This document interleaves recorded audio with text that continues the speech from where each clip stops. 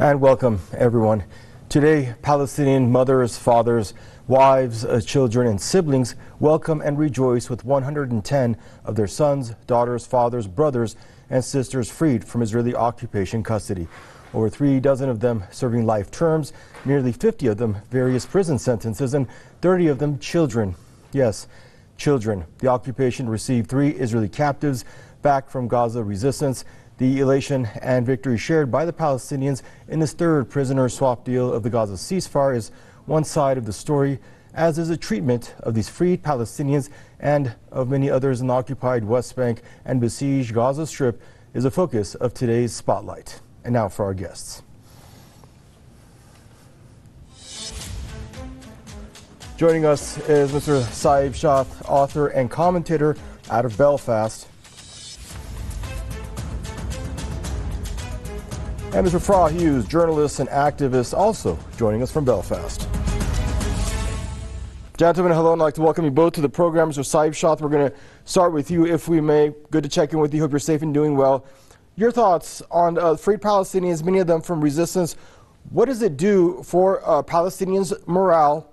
And two, what do you think the occupation, how they feel about this? It's very important for the Palestinian people to see the release of their own freedom fighters, the prisoners, since this is like keeping the backbone of the society, resisting society, is going. And the people know whatever sacrifice they put, there is a community and there is a resistance will fight for them at any cost, any level. This is in its own can go back, if I want to enlighten this. In May 1985, there was an exchange deal happened between the PFLP GC, General Command, which released from there 1,200 people, 1,200 Palestinian prisoners. That deal of the 85 paved the way for the Palestinian first intifada of 1987 because the Palestinian people felt that confident after that exchange and they started the first intifada. The first intifada as well came in the back after that. If we remember, this is direct kind of relationship between the struggle and the prisoners release.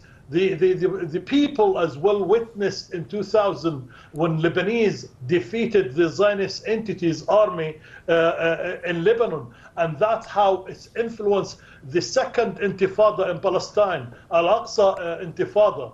And then after all of that, what happened? Gaza galvanized its forces in the second intifada, resulted in 2005 of kicking out the Zionist entity from the Gaza Strip and its settlers. Then on the back of that as well, the 2006 amazing defeat of the Zionist entity in the south of Lebanon at the hands of the freedom fighters of Hezbollah. All of that led to more battles till we arrived in today, in January 25, when we see this flood of Al-Aqsa came as accumulated struggles along the way, and then become as an example now to the region to show all of these battles resulted now in one unique defeated this what they call it, the undefeatable army, the Zionists. This is what their fake news always used to say, and it was supported with the NATO, supported with all Western allies and some Arab reactionary regimes. But that shows the people in the Gaza Strip, they didn't get scared from all the mighty terror and the genocide and the ethnic cleansing and all the goals and the unstoppable genocide against them.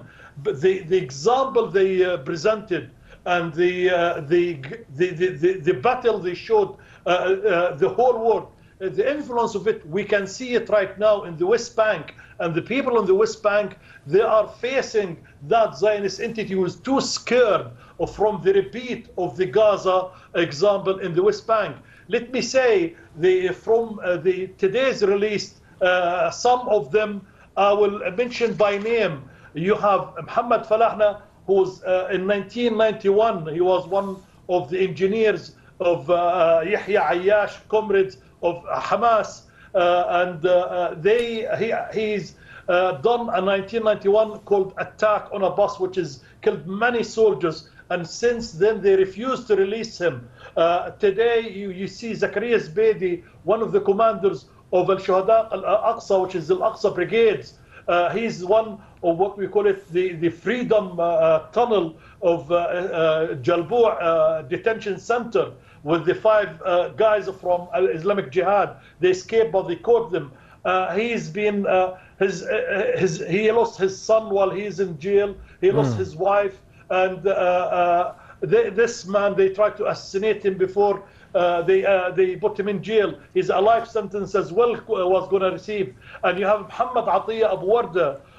He got 48 life sentences because they accused of killing 45 Zionist entity military personnel and injuring over 100.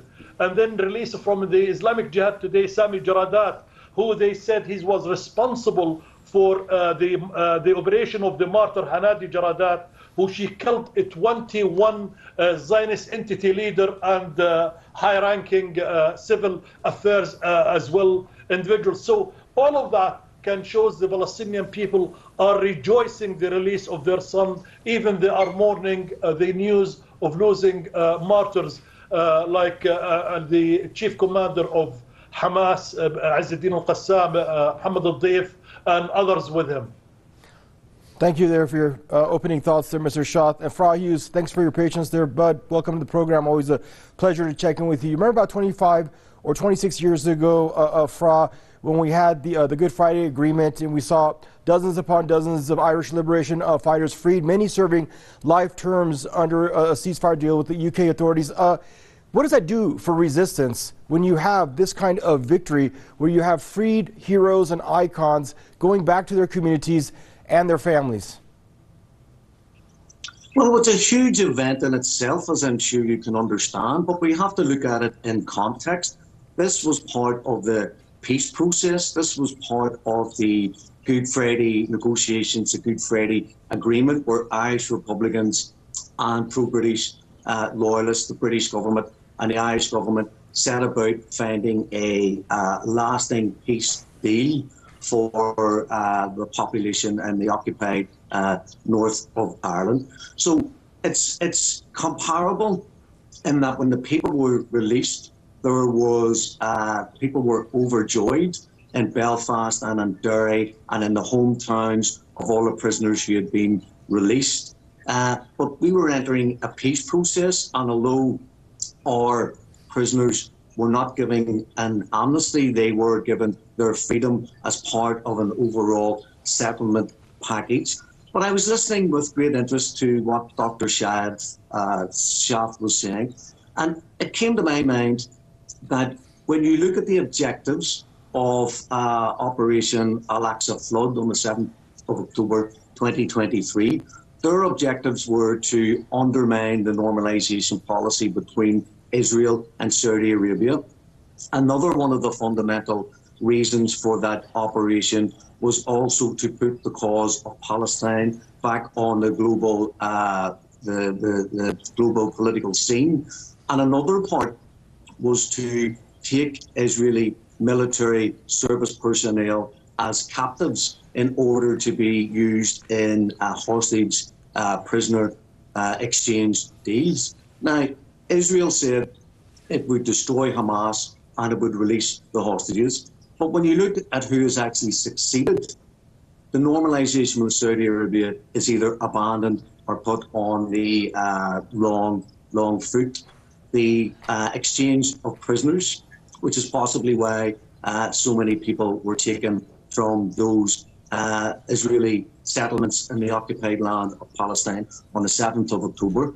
We now have a prisoner exchange deal, which is exactly what Hamas and the resistance groups were looking to succeed with in October 2023. So standing back and looking objectively at the prisoner change which we're witnessing today, what we're seeing is a resilient, undefeated army of the Palestinian people getting its prisoners and its hostages released from the torture chambers and the dungeons of the Israeli penal system. And the fact that people who have been incarcerated for as long as Dr. Shaath has alluded to, from 1991, to be released, to be with their families, to have that joy of reunification with their loved ones. And you can see the contrast between the Israeli hostages and the Palestinian prisoners upon their release. So you could sit and you could look at what's happening and you could say, who has really won the war? It looks like the resistance groups have achieved what they wanted to do on October the 7th. And I'd like to put your words exactly, Fraud, to Mr. Shaath. Your thoughts, Mr. Shaath, on how the Gaza ceasefire and these prisoner swap deals affect overall the Zionist project to colonize Palestine, to push Palestinians into complete submission, and to break their will? To start with, there is a strategic implications for the Al-Aqsa flood, and you can see that on the region as well. But as I said, you can see it straight away within the West Bank. Today, you can see there is no more Nakba or displacement of the Palestinian people. That's been stopped, and you witness the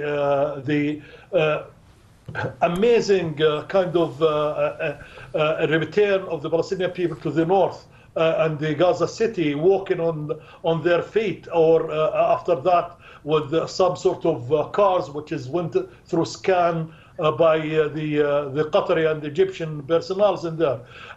This is, as the people, they said, this is the first kind of prova for the return. The national rights of the Palestinian being put firmly on the international agenda today, and will be without the Palestinian gaining their rights and their self-determination. And there is, this is, they say, the gateway to stability in the region. Without it, the region will continue to live on a turmoil, and the interest of the Western and imperialist powers will be always threatened and attacked. The resistance became stronger, and after the amazing performance, and that will as well have its ramification within the region. The axis of resistance now is stronger than it was in the 6th of October. Anybody else thinking otherwise, mistaken. The resistance in the Gaza Strip or in the West Bank, it's part of the axis of the resistance. So the resistance today is victorious. The deterrence, the Zionist entity deterrence theory, which is can hit anywhere from Morocco to the Gulf state with this invisible, invincible army.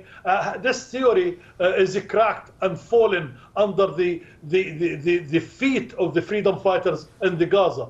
And today as well, if you look at the United States of America and the British as well and the Western allies who created this Zionist entity project in the heart of the Arab world, in the heart of West Asia, this as a functioning state, as an advanced military weapon, this base, I mean, this they can see this functioning state does not in the future cannot carry on a strategic colonial task and to protect the interests of the Western imperialist powers. It needs defending, it needs rebuilding. It's going to cost them a lot of money, and after all the investment they throw at it, it's cannot. The people in the region knows now this is this project, the Zionist project, is on reverse. It's being defeated. Whatever they knew in Gaza, they were facing the entire West, not just the Zionist entity. The skies of Gaza was filled with the British Royal Air Forces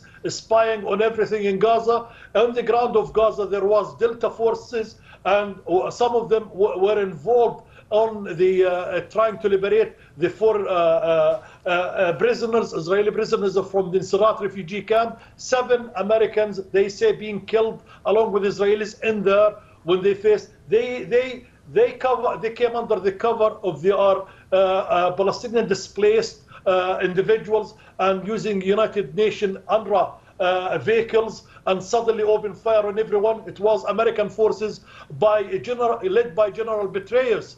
This is the news on the ground. So the people of Gaza knew who they faced and they knew who is being defeated now. And the people in the West Bank looking very closely at this example, and they're going to repeat it in the West Bank. Thank you. And while we see the freed Palestinians rejoice, reunite with their families, they also don't get the amnesty that they quite deserve. They're still going back to many challenges of occupation, of apartheid. And you very well know the past 11 days, the other freed prisoners we've seen, dozens have had their homes raided. They've been suffering threats of assassination by the occupation army and entity. They've been beat up inside their homes wrecked. All for what, Fra? For celebrating their freedom with their loved ones. Yes, once again, you can see the contrast between the Israeli service personnel that have been released to return to Israel, their welcome home, the cameras, going to a hospital to be checked over when these people look fairly healthy and to have been well taken care of. And contrast that to the looks of starvation, the looks of brutality, the stories of rape and torture upon Palestinian detainees, of medical neglect, of the up to 200 who have possibly died, tortured to death in the Israeli torture chambers within their penal system. So they're telling the Palestinians what they want is a total blanket upon any celebration. They want to release a Palestinian prisoner. They want to release the children who, as young as 12 years of age, have been brought before military courts and convicted, sometimes on confessions that they have signed, because the confessions are written in Hebrew. The children have been told they're going to be released if they sign the form, and the next minute they find themselves in prison. So what they want is to prevent the joy, the happiness, the welcome home that everyone deserves, having been deprived of their liberty depending on the circumstances. But people who have been in administrative detention without trial and without charge and convicted of no offence, and 12-year-old children who go to jail for throwing a stone at an Israeli tank, anyone who tries to prevent their families from celebrating their return, these people are the very essence of what is wrong with the right-wing fascist supremacist Israeli state and the right-wing fascist supremacist Israeli administration. And Mr. Shaath, we have to ask how today's developments, this victory for Palestinians, how do you see it impacting the future of the resistance plans and policies with respect to the increased violence against Palestinians in the occupied West Bank and as Gaza starts to rebuild? There was images I saw today in Khan Yunis and in Gaza. The images of resistance fighters standing, and there is children maybe under the age of 10 coming and holding the clothes or the jackets or the uniform of the freedom fighters. And even some of the girls, I think she was maybe 15 or something, came and carried the gun in itself. And you've seen as well the image of a lady coming with a large basket of flowers and throwing it on top of the crowds with the resistance. This image itself can show the attachment and the respect and the love those people portrayed on the street of Khan Yunis and Gaza today, and Jabalia today, to their resistance. The same thing, you will see it in the West Bank. So the future is for the resistance. The future in the West Bank as well is for the resistance. They see the sacrifices, the families as well, both in supporting the resistance. The Palestinian incubator of the resistance, which is the Palestinian people, they were going under genocide, the crime of all crimes, and still supported the resistance. They didn't turn their back, and their boys who were fighting at the front line or in the tunnels or in bit anywhere. So they showed ultimate support and ultimate respect and love, and the same thing will be reflected in the West Bank. This is historically happening with the Palestinian resistance from the 1935 of the Great Palestinian Revolt, then developed to the armed struggle of 1936 and continued. The Palestinian people all along, and there even you hear it in their songs, in their folks, in their dance, it's always about the amazing performance of their resistant fighters from the 30s onward till today. So this example is being galvanized today with the victory, the Palestinian resistance reflected on the Zionist entity. And I'll put that the flip side of that to you, Afra. As we've seen how it's impacted resistance moving forward, how does it impact the Israelis? They love to flex their military and political might and superiority in the face of Palestinians and really in the face of the world often. So right now today, they're more isolated than one can say they've ever been, labeled genocidal in the international arena. And today we watch them continue to release hundreds of their enemies. Your thoughts on the current state of the Zionist affairs? I'm sure they are beside themselves. I'm convinced they are absolutely raging. People like Smotrich is probably going to have a stroke or a heart attack watching the celebrations of the Palestinian people. I'm reminded as part of this conversation, I think it was Golda Meir, although I'm not 100% sure, who said the old would die and the young would forget. I think what we're witnessing is that the old are leading the resistance and the young are joining them. And it proves that you will never remove the indigenous people from the land, sadly, unless they're exterminated. So the people of Palestine have won this battle, but the war is still to be fought.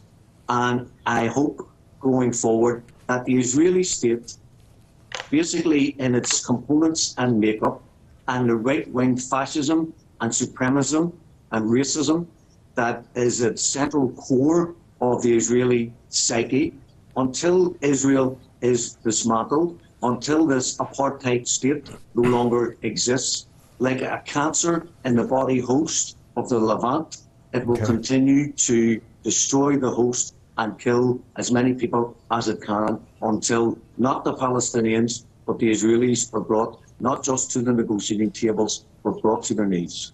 Gentlemen, thank you both, and stay safe to both of you. Pleasure to have both of you and check in with both of you here on Press TV Spotlight program. Saeb, Shaath, author and commentator, as well as Fra Hughes, journalist and activist, both joining us out of Belfast there. And viewers, this brings us to the end of your Press TV Spotlight program. Thank you for tuning in, and bye-bye for now.